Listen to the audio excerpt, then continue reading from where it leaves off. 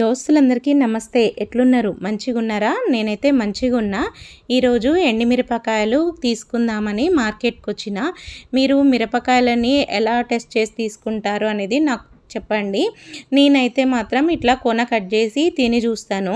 కారం ఎక్కువ ఉన్నది, ఘాటు ఎక్కువ ఉన్నది తెలుస్తదని. ఇక ఏదేది మంచిగున్నదనేది చూస్తున్నా. చాలా రకాలు ఉన్నాయి. మిరపకాయలు తీసుకునేటప్పుడు ఒకటి చూసుకోవాలా. మనము తీసుకునే కాయ కొంచెం వెడల్పుగా ఉండాలి, ఎక్కువ ముడత లేకుండా ఉండాలి, మెరిసేటట్టుగా ఉండాలి, ఎర్రగా కాకుండా మెరూన్ కలర్లో ఉండేటట్టుగా చూస్ చేసుకోవాలి. ఇంకా ఇది కూడా జర బాగానే కారం ఉన్నది. ఇక అన్నిట్లలో ఏది బెస్ట్ అనేది చూస్తున్నాను. ఈ కాయలు కూడా మంచిగానే ఉన్నాయి, జర కారంగా ఉన్నాయి. అందుకనే ఏది తీసుకుందామని చేతిలో పట్టుకొని చూస్తున్నాను. ఇంకో సంచి దగ్గరికి వెళ్ళినాము. వీటికి పోల్చి చూస్తే ఇవి జర మెరూన్ ఎక్కువ ఉన్నాయి, ముడత ఎక్కువ లేవు, జర షైనింగ్ ఉన్నాయి. నా చేతిలో వాటికన్నా మా ఇంటాయన చేతిలో మంచి షైనింగ్, మంచి కలర్ ఉన్నాయి. ఇక అట్లా వెడల్పుగా ఉన్నాయి. 8 కిలోలు, సన్నగా కారంగా ఉన్నాయి. 2 కిలోల మిరపకాయలు అనేది తీసుకున్నాము. అట్లాగే కిలో అల్లం ఎల్లిగడ్డ తీసుకొని పసుపు కూడా తీసుకున్నాను 1 కిలో. అంత లోపల మిర్చి అంతా ఒక బస్తాలా మనకి కుట్టి పెట్టారు. దాన్ని తీసుకొని ఇక ఇంటికి వెళ్తున్నాం. కారం కోసం మిరపకాయలు తీసుకొచ్చుడు ఒక ఎత్తు, దాన్ని శుభ్రం చేసుడు ఒక ఎత్తు. ఇక శుభ్రం చేయడానికి ఫస్ట్ తొడుమలు తీసి ఒక బట్టలు వేసుకొని 4-5 తుడుచుకుంటా తొడుమలన్నీ తీసి ఇక ఇట్లా ఎండబెట్టినాము. చేన్లకి వెళ్ళి మన చేతిలోకి రావడానికి ఎన్నో చేతులు మారితే తొడుమలు ఎండపూట తీయద్దు, ఫస్ట్ తీసినాకనే ఎండబెట్టాలి. ఎండబెట్టినాక తీస్తాము అనుకున్నామా అంటే ఇక మూతి ముక్కు అంతా మండుతుంది, దగ్గొస్తూ ఉంటుంది. అసలు తొడుమలు తీయడం అనేదే కాదు. ఇక చల్లపూట రాత్రానంగా లేకపోతే తెల్లారంగానే లేచి తీయాలా. తీసినాకనే ఎండకు పెట్టాలా. ఆల్రెడీ ఇవి జర ఎండే ఉన్నాయి. మీకు శబ్దం వినబడుతుందో లేదో గలగల అనేది. ఇక సుంచితో కూడా సునుగుతున్నాయి. అయినా కూడా ఇంకా ఇంకో పారి ఒక రోజంతా పెడితేనే మనకు మంచిగా ఉంటాయి.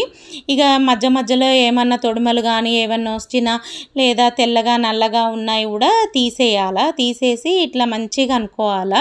ఇట్లా పల్సగా అనడాన్ని నేర్పడం అని అంటారు అన్నట్టు. ఇక ఇట్లా నేర్పుకుంటే ఏంటంటే ఒక రోజులోనే మంచిగా ఎండుతాయి. కింది పైకి కిందికి అనుకుంటా చేయాలా. ఎండ బాగున్నప్పుడే వీటిని మనము పట్టియాలి, ఎండబెట్టాలి. ఇక పైకి చూడుండ్రు ఒకసారి. సూరన్న అయితే సురుకులు పెడుతుండు. ఎండ పొడ మస్తుగా ఉన్నది. ఇట్లా పలపలమనే ఎండకు మాత్రమే ఈ కారం అనేది పట్టిస్తే మనకు మంచిగా చాలా రోజులు ఉంటాయి. ఇక కారము రోకన్ల దగ్గర పట్టించిన. రోకన్ల కారం అయితేనే మనకి పురుగు పట్టకుండా ఉంటుంది, వేడి కాకుండా ఉంటుంది. ఇక రోకన్ల కారం దగ్గర పట్టించినాక వాళ్ళు ఇట్లా సంచిలో పోసి ఇచ్చిండ్రు. సంచిలో పోసి ఇచ్చితే దాన్ని తీసుకొచ్చి ఇక దాన్ని ఎలా స్టోర్ చేసుకోవాలనేది కూడా ఒక పద్ధతి. ఎట్లా పడితే అట్లా స్టోర్ చేస్తే పురుగు వస్తుంది. పురుగు రాకుండా కొన్ని టిప్స్ అనేది చెప్తా. ఇక మనము పట్టించుకొచ్చినాక ఓ పూట ముడిపి పక్కన పెట్టాలి. పక్కకు పెడితే దానికి వేడి అనేది పోతుంది. గిన్నెలో పట్టిస్తే అయితే మస్తు ఉడుకుడుకుంటుంది. దాన్ని జర బేషన్లో పోసి చల్లార పెట్టాలా. నేను రోకన్ల కారమే పట్టిస్తా. ఇక రోకన్ల కారానికి జర చల్లగానే ఉంటుంది కాబట్టి ముడిపి ఓ పూట పక్కకు పెట్టిన. ఇక మనం ఏ దాంట్లో అయితే పెట్టుకుంటాం అనుకుంటామో ఆ డబ్బా కానీ కవర్ కానీ ఇట్లా ఒక గిన్నె కానీ గ్లాస్తో కానీ పోసుకుంటా ఒత్తుకుంటా పెట్టాలి. అట్లా అయితే గాలి అనేది నిండదు కాబట్టి మనకు మంచిగా చాలా రోజులు ఉంటుంది. ఇక నేనైతే టప్పర్వేర్ డబ్బాలో పోసి పెట్టిన. దీన్ని నిండా పోసి ఇక ఇది వెనకకు వాడదామన్నట్టు ముందటిలా వాడడానికి కవర్లలో పోస్తున్నా. అందరికీ కూడా టప్పర్వేర్ డబ్బాలు అలాంటివి అన్నీ తీసుకురావాలంటే కష్టం కాబట్టి ఇక ఈజీగా ఉండేటట్టు చెప్తున్నా అన్నట్టు.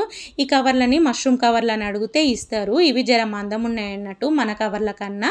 ఇగో ఏ కవర్ అయినా సరే ఇట్లా పోసి మనము అది కూడా చేత్తో పోయొద్దు. ఏదైనా గిన్నె కానీ గ్లాస్తో కానీ పోయాలా. దాన్ని కూడా ఒత్తుతూ పోయాలా. ఇట్లా మంచిగా గాలి లేకుండా ఇట్లా గట్టిగా కట్టి పెట్టి మనము రబ్బర్ బ్యాండ్ కానీ ఓ తాడు కానీ పట్టి ఇక నేనైతే మామూలు డబ్బాలనే పెట్టుకుంటాను. ఈ రెండిట్లల్లో ఎందుకు ఒక దాంట్లో వేయొచ్చుగా అనొచ్చు. రెండిట్లల్లో వేస్తే ఏంటంటే విడివిడిగా ఉంటాయి, మనకి పురుగు అనేది రాదు. ఒక దాంట్లో వచ్చినా కూడా ఇంకో దాంట్కి దబ్బున పోదు అన్నట్టు. ఒకదాని వెనకాల ఒకటి తీసుకోవడానికి ఒక మూట తీసినామా అంటే ఆ కవర్ అయిపోయినాక ఇంకోటి వాడుకోవచ్చు. ఇక దీంట్లో లవంగాలు వేసి పెడితే కూడా మనకు ఖరాబ్ కాకుండా ఉంటాయి, ఎలాంటి పురుగు పట్టవు. చాలా మంది చేసే పొరపాటు ఏంటంటే ఏంటంటే ఫస్ట్ పట్టించేటప్పుడు ఉప్పేసి పట్టిస్తారు. ఉప్పేసి పట్టిస్తే ఇక 6 నెలలు కాగానే 3 నెలలు కాగానే జర తెల్లగా అవుతుంది. అట్లాగే చింతపండు అనేది కూడా ఎట్లా శుభ్రం చేసిన అనేది చూపిస్తున్నా. ఇక మనకి చింతకాయ అనేది ఇట్లుంటుంది. ఇక చేతులతోని ఒక్కొక్క ఎత్తు తీస్తే పొట్టు తీయాలంటే అది కుదరని ముచ్చట. ఇక మేము చాలా ఎత్తున తీసుకొచ్చినాము. ఇది కూడా మా చింత చెట్టుదే, చింత చిగురు వీడియోలో చూపించిన కదా ఆ చెట్టుది అన్నట్టు. ఇక చింత చెట్టుకి ఒక తీరుగా ఉండవు కదా కాయలు, మన ఏళ్ళ లెక్కనే ఒకటి చిన్నవి ఒకటి పెద్దవి అన్నీ ఉంటాయి అన్నట్టు. ఇక ఇట్లా మొత్తం ఒక కర్ర పెట్టి గట్టిగా కొట్టినామా అంటే ఇక దానికి ఉన్న బొలుగంతా రాలుతుంది. రాలిన తర్వాత ఇట్లా పెచ్చులు పుచ్చులు అన్నీ ఉంటాయి కదా, అవన్నీ తీసి పారేయాలా. అట్లాగే ఆడాడ మనకు నార అనేది కూడా ఉంటుంది, నార ఉంటుంది. అట్లాగే పొట్టు కూడా అంతా ఒక తిరుగా పోదు, ఆ పొట్టును అనేది చిన్నగా తీసేసేయాలా. ఇక వెడల్పుగా చిన్నగా ఇట్లా దూరం దూరం పెట్టినా ఇంకో ఇట్లా మనం కొట్టినప్పుడు గడ్డలు గడ్డల్లాగా కూడా ఒకదానికొకటి అంటుకుంటుంది. చూసుకుంటా అన్నీ ఇట్లా వెడల్పుగా అనేసి విడదీసి వెడల్పుగా చేయాలి. చూడండి, కర్రతో కొట్టినప్పుడు మనం ఇట్లా ఇట్లా ఎదురుకుంటూ తీస్తాం కదా, అప్పుడు ముద్దలు ముద్దలైంది. ఎండబెట్టేటప్పుడు జర చూసుకోవాలా, ఎందుకంటే ఒకదానికొకటి ఆనినప్పుడు తడి అనేది వస్తుంది. తడని వచ్చినప్పుడు కూడా చిన్న పురుగు లాంటిది గుడ్డు లాంటిది వస్తుంది అన్నట్టు. అందుకనే ఇట్లా వెడల్పు అనుకోవాలా. ఇక ఆడాడ చింతగింజలే కానీ ఇగో ఇట్లా పొట్టు ఉంటుంది అన్న కదా, ఆ పొట్టు అతుక్కపోయింది కూడా ఇట్లా తీసేసుకుంటూ మనము ఎదుర్కొని ఒక బస్తా అనేది పోసుకోవాలా. ఇగో కర్రలు పుల్లలు చింతపండు మనకి మార్కెట్లో వస్తుంది కదా, ఇక వాళ్ళు మిషన్లలో వేసి ఎట్లా చేస్తారనేది మనకు తెలియదు. మనం ఎక్కడైనా చెట్టుకున్నదైనా లేకపోతే రైతుల దగ్గరికి వెళ్ళైనా కొనుక్కొని వచ్చి మనము తీసి పెట్టుకుంటే మన చేతులతో మనకి మంచి ఉంటుంది. నేను గుడ్డులాగా వస్తుంది అతుక్కుంటే అన్నాను కదా, అదన్నట్టు అట్లాంటివి కూడా అన్నీ తీయాలా. తీసి మంచిగా మనం శుభ్రం చేయాలి. ఇక ఒక పూట ఎండబెట్టిన తర్వాత ఏం చేస్తున్నానో చూడండి. ఇగో ఇట్లా ఎదురుకుంటే వేయాలన్నట్టు, ఎందుకంటే ఎదిరినప్పుడు మనకి ఏదైనా మంచిగా లేనిది ఉంటే తెలుస్తుంది, వేస్ట్గా ఏమున్నా కూడా తెలుస్తుంది. ఇగో చచ్చు కాయ అన్నట్టు, అంటే బక్కగా ఉన్నది అది వేస్ట్ది, అందుకనే అవి కూడా తీసేస్తున్నా. ఇట్లా అంతా ఎదురుకుంటా ఓ గిన్నెలు అనేది పెడుతున్నా. ఇక ఇట్లా ఎండబెట్టిన తర్వాత కొంతసేపు మనకి చల్లారాలి. చల్లారిన తర్వాత మనము చింతకాయ కొట్టడానికి మంచిగా ఉంటుంది. ఇక చిన్నకాయ పెద్దకాయ అన్నీ ఉంటాయి అన్నా కదా, ఇక ఎదిరిన తర్వాత ఇట్లా ఒక చిన్నకాయ ఉంటుంది, దీన్ని ఒక గింజకాయ అంటారు అన్నట్టు. ఇక లాస్ట్కి ఇట్లా పొట్టు అనేది మిగులుతుంది. ఇదంతా ఎదిరి ఒక గిన్నెకైతే ఎత్తిన, అట్లాగే అన్ని బస్తాల్లో అయ్యి శుభ్రం చేసిన. ఇక వీటిని పిన్నుసులతోని చెంచాల వెనుక ఉన్నదాంతోని దబ్బడాలతోని కూడా తీస్తారు. ఇక నేను చెప్పిన కదా, నేను ఒక 25-30 కిలోల కాయ కొడుతున్నా, మా కుక్కలకే కాదు కొంచెం కూడా అమ్మేసా. ఇక బొలుక్కాయ కొట్టిన కాయ కొంచెం అమ్మేసిన, కొంచెం చింతపండు కొట్టి కూడా అమ్మిన, మా ఇంట్లోకైతే కొట్టుకుంటున్నా. ఇక ఇట్లా నేనైతే ఓ రాయి తీసుకొని సుత్త తీసుకొని కొడుతున్నా, కొట్టి ఇట్లా గింజలతోని పక్కకు పెడుతున్నా అన్నట్టు. ఇక కొంచెం ఒక గిన్నెడు కొట్టిన తర్వాత ఇగో ఇట్లా వెడల్పుగా అనుకుంటా కాయని లోపల ఇట్లా తెల్ల పొర ఉన్నది కదా, అది వచ్చేటట్టుగా తీయాలా. గింజలన్నీ తీసేసి మళ్ళీ ఇట్లా పైకి కిందికి అంటుంటే 1-2 ఏదైనా గింజలు ఉన్నా మనకి నార ఉన్నా వచ్చేస్తుంది. నార మొత్తం పురాగా తీయద్దు, నార మొత్తం పురాగా తీస్తే కూడా మంచిగా ఉండదు. ఇంకా ఒకరోజు మళ్ళీ అట్లా తీసిన తర్వాత ఎండబెట్టి మళ్ళీ కర్ర పెట్టి కొట్టినామా అంటే అందులో లోపడున్న తెల్ల నుషి కూడా వచ్చేస్తుంది. ఇక వచ్చిన తర్వాత మనం స్టోర్ చేయాలా. అది ఎట్లా స్టోర్ చేయాలనేది చూపిస్తున్నా. చెప్పిన కదా, నార మొత్తం తీసేయద్దు, నార మొత్తం తీస్తే మనం చింతపండును పిసికేటప్పుడు మంచిగా రాదన్నట్టు జ్యూసు, అందుకనే నార మొత్తం తీసేయద్దు, చూసుకుంటే పెట్టుండ్రి. ఇక నేను మష్రూమ్ కవర్స్ అని చెప్పిన కదా, అందులోనే ఇక ఇట్లా ముద్దలు పెడుతున్నా అన్నట్టు. ఒకేసారి ఇట్లా పెట్టినామనుకో మనకు మళ్ళీ తీసి పెట్టుకోవడానికి కష్టం అవుతుంది. ఇట్లా వీటిని ముద్దల్లాగా చేస్తున్నా. వీటిని అచ్చులు పెట్టడము అని అంటారు. మనకి ఎంత బలం ఉంటే అంత బలం పెట్టేసి ప్రెస్ చేయాలి, దాంట్లో కూడా గాలి లేకుండా ప్రెస్ చేయాలన్నట్టు. కొంతమంది ఉప్పు పసుపు వేసి కూడా స్టోర్ చేస్తారు. ఇక గట్లా చేస్తే అన్నిట్లలో ఉప్పు అవుతుంది అనేసి నేనైతే గిట్లా చేస్తా. ఇక వెనకటి నుంచి ఇట్లనే చేసేదట, నేను కూడా అదే పద్ధతిలో చేస్తున్నా. ఇక వాళ్ళేమో డబ్బాలల్లో ఎత్తి పెట్టేది, ఇక నేనేమో ఇప్పుడు కవర్లల్లో చేస్తున్నాము. ఇక కవర్లలో చేసి నేనైతే ఇది డీప్ ఫ్రిడ్జ్లు అనేది పెడతా. ఇక అన్ని కవర్లకి మూటలు కట్టాలి అనేది కూడా ఏం లేదు. ఇంకా ఎంత వీలైతే అన్ని చిన్న చిన్న బాల్స్ లాగా చేసేసినాము. ఇగో చూసిండ్రా, ఇందులో కూడా మనకి పీచు నార ఇట్లా చిన్న పొడి లాంటిది వచ్చింది కదా. ఇక ఇట్లా వస్తుంది అనేసి మనం అంతా నీట్గా చేసుకోవాలన్నట్టు. మనకి ఎన్ని కవర్లు వీలైతే అన్ని కవర్లు 2-3 కవర్లు అనేది ప్యాక్ చేయాలి. ఇగో నేనైతే 2 కవర్లలో ప్యాక్ చేసిన. నాకు పాత చింతపండు కూడా ఉన్నది, అది కూడా ఎట్లున్నది అనేది చూపిస్తా. 2 ఏళ్ళకి ఒకసారి చింతపండు అనేది వస్తుంది. ఓ కారు కాస్తుందంట, ఓ కారు కాయదంట. ఓ కారు చింతపండు కాస్తే ఓ కారు మామిడి పళ్ళు ఎక్కువ కాస్తాయంట. అందుకనే ఓ 2 ఏళ్ళకి సరిపోయేంత అన్నట్టు తీసిపెట్టిన అన్నట్టు. ఇగో లాస్ట్ ఇయర్ది కాక లాస్ట్ ఇయర్ది 2 ఏళ్ళ క్రితంది ఇగో చింతపండు. మా చింతపండు జర బ్రౌన్ కలర్లోనే ఉంటుంది. ఇగో మెరూన్ కలర్లో పాతది అచ్చు అన్నట్టు ఇట్లా గట్టిగా ఉంటుంది. తీసేటప్పుడు కొంచెం కష్టం అవుతుంది కదా. అయితే మనం ఎంత వాడుకుంటాం అనుకుంటామో అంత బయట పెట్టేసుకున్నామంటే అందులోకి వెళ్ళే మనకి ఈజీగా వచ్చేస్తుంది అన్నట్టు.